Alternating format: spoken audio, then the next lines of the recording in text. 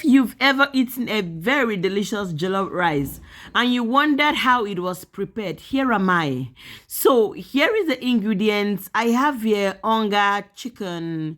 You can actually replace that. And I have this jollof rice mix and fried rice mix. You'll be wondering what fried rice mix is doing in jollof rice. Don't worry.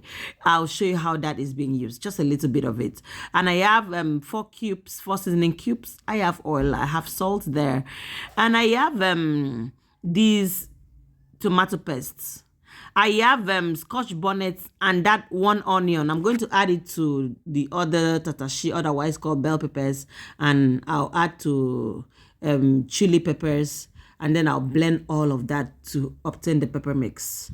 And then I have these green peas that I'm going to use with carrots for garnishing, and I have margarine, 2 tablespoons of margarine I'm going to use for garnishing, and I have chicken there that I'm going to get chicken stock from that to cook the jollof rice. All right. So first of all, we're going to deseed the tatashi. Remember that I always encourage that. Deseed it so that you can get the whole goodness of tatashi. Once you deseed it, then it's going to be really sweet and not bitter, right? Okay. Today's shout out goes to OKK Precious, watching all the way from Abuja, Nigeria. I'm glad you love the recipes.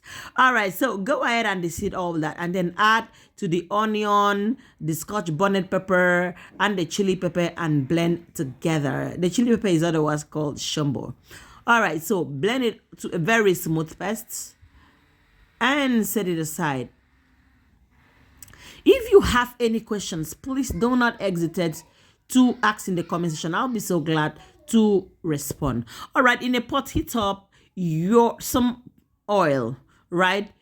And then come in with about 0.3 liters of tomato paste. Listen up. I'm going to be giving the specifications for everything you need to make this rice. I'm actually using 3 liters of rice, 3 liters before it is washed, right? And then I'm using 0.3 liters of tin tomato. That's what I'm frying right now. And I fried this for about 15 minutes so that the sour taste can completely be gone.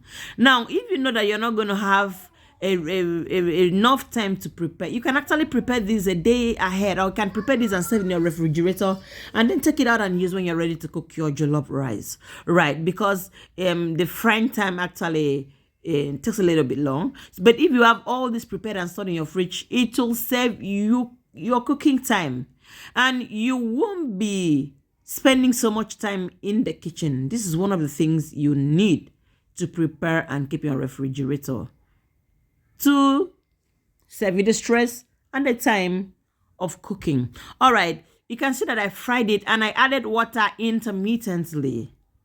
Sometimes I'll add the water, turn it, and then I'll allow it to cook on its own for 5 minutes. I did that for about 3 minutes, about 3 times rather. I did that for about 3 times. And then I continue. This is where people miss it, so that you don't have this. So that's why I'm taking time to show this. Don't skip it. That's why I'm taking time to show. This is very important. If you miss this, you may not be able to get the best out of your jollof rice. Yes. Yes. Quote me anywhere. And then after about 15 minutes, the sour taste is completely gone. Please note that I added salt to fry that tin tomato, right? And then I'm adding the pepper mix before it is cooked. There are times I cook it before I use, but this time around I didn't cook it before I use. And while it is fresh, is 1 liter. So while it is not yet cooked, is 1 liter of the pepper mix that you use to 0.3 liters of tin tomato, right? So I allowed that to cook for about 10 minutes because I didn't add so much water blending. That's why it took a little bit less of time. Please make sure it is well dried before you come in with the onion, right? And then I'm also coming in with the chicken broth, right? And you see this broth, I made this broth, that broth you saw there, I made it from prawns head. I'm going to post that video next week. In place of that, you can actually add 1 tablespoon of crayfish if you don't have that broth, right? You may not always have that, so you can add just 1 tablespoon of stockfish. Don't let it be much. And then I'm adding this 1 teaspoon of fried rice spice and 1 teaspoon of jollof rice spice. Did you see that? It's not much. Please don't add too much of that. And then I covered it to cook, and I came in at this point, it was boiling. I added seasoning cubes, 4 seasoning cubes. I added Onga chicken flavor, and then I added 1 tablespoon of salt, only to cook 3 liters of rice. And then I poured in the rice. You can see that the water is still thick. You can see that. And then I covered it with a foil, right? To trap the heat for your jollof rice to cook with less water. That way your jollof rice will not be soggy. That's the essence of the film, the essence of the aluminum foil. So I came in after about 30 minutes to check. About 20 minutes, yes, about 20 minutes. I came in about 20 minutes to check, and the rice is almost dry, but not completely dry. So I had to turn it in. At this point, I added the peas. I added green peas. Serve this recipe. This is the only jollof rice recipe you're gonna need. The rice I made from this can serve 20 portions, depending on the size, the portioning, right? I can serve 20 portions, 15 to 20 portions.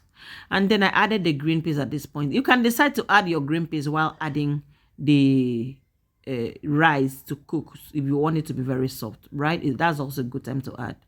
And then I covered it, and came in after like 5 minutes. At this point, I added my sliced carrots. Remember that it is not a plain jollof rice. And then I added 2 tablespoons of butter, 2 tablespoons of margarine. And then I mix it in with the butter. And then I'm going to cook on a very low heat for the butter to simmer in and the carrot to be softened, and then for the water to also be completely dried, so my rice doesn't come soggy. Please, you don't need too much water to cook this rice. That's what you should note, right? The quantity of water you use actually depends on the type of rice. So I'm not going to give you the specification for the water, so you don't use it for another type of rice and expect the same results. But just know that you don't need too much water, okay? And then it's better to add a little water at the beginning, and then later you top some more water, okay? Instead of adding too much water that will make it soft, right? But I did not use more than 3 liters of water to cook this, including the stock and everything. That is even too much, right? Thank you so much for watching. The rice came out so delicious. See you in my next video.